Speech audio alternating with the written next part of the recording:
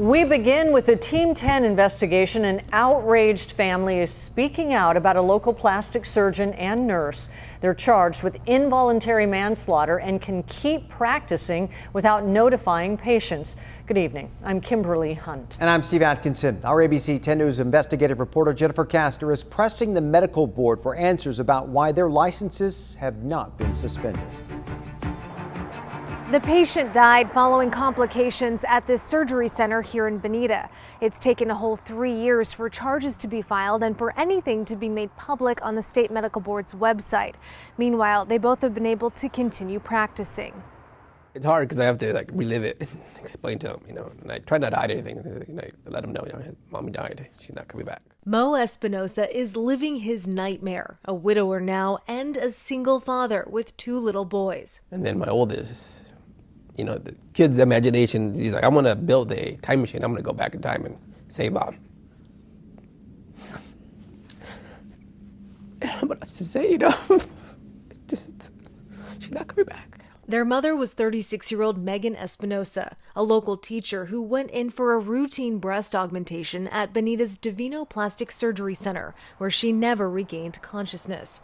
David Gorcey is her brother. I texted her that day just to say, hey, I'm sure everything will be fine. I'll talk to you after this. And then, of course, never had that chance. Some of the worst malpractice I've seen. Christian Yagush is both a physician and an attorney. He's representing the family members who are suing Dr. Carlos Chacon and his nurse, Heather Lang, in civil court for malpractice. They were criminally charged in December with involuntary manslaughter for their alleged role in Megan's 2018 botched surgery and death. On a 10-point scale, it's a 10. Even though the surgery was 3 years ago, nothing about it was available for the public to view on the state medical board's website until the criminal charges were filed 2 months ago. Now there's this formal accusation by the state medical board for all to see. It has been described as terrifying. According to the report, Dr. Chacon later admitted that prior to surgery, there was no discussion with the patient regarding the absence of an anesthesiologist. The nurse sedated her, even though the report alleges that she didn't have adequate training to do so. About 2 hours into the procedure, Espinosa went into cardiac arrest. The report shows an AED, CPR, and various medications were used. Instead of calling 911, the report states that the doctor called 2 anesthesiologists he worked with for advice, but he allegedly concealed from them how life-threatening her situation was. One reportedly offered to come in and help, but Dr. Chacon declined.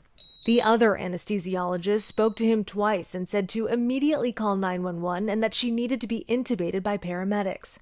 But according to the report, Dr. Chacon didn't call 911 even as she started to make gurgling noises and exhibit seizure-like activity. Medics were finally called more than 3 hours after CPR and later indicated they were in disbelief that it took that long to make the call. How does it take 3 hours to get formal EMS? I don't think we really have an answer for that. She was found to be brain dead at the hospital, where she died 5 weeks later. Dr. Chacon and his nurse have pleaded not guilty. The DA's office and the Medical Board of California would not comment on why it took 3 years to file charges and publish an accusation, citing that this is a pending case.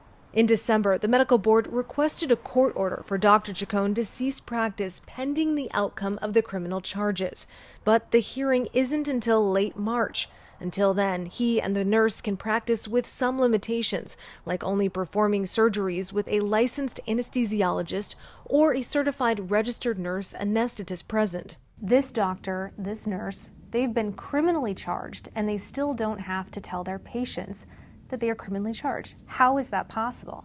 It's the way the laws are set up. According to the board, to create a requirement for a physician charged with a crime to notify their patients would require the legislature to pass and the governor to sign a new law. Really, it puts people at risk who don't take the time to go and do their research. Be more transparent with the public about what is going on. Lisa McGivert is with the Patient Safety Action Network. There's a lot about the medical board information that we as a public just don't have access to. Activists like her have been critical of state medical boards, claiming that they often protect doctors more than patients. Doctors do, and nurses and other licensees have a right to due process. There's no doubt about that.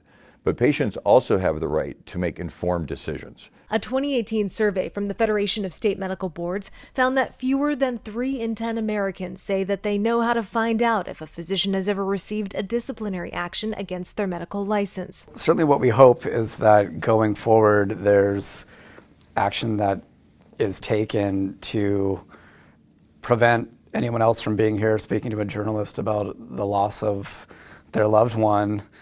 We asked the doctor and the nurse for interviews, but their attorneys declined to provide them. They did send statements. Dr. Chacon's attorney wrote that he is aggressively defending himself in this case. Lang's attorney explained that they cannot comment because of this ongoing litigation. Reporting from Bonita, Jennifer Kastner, ABC 10 News.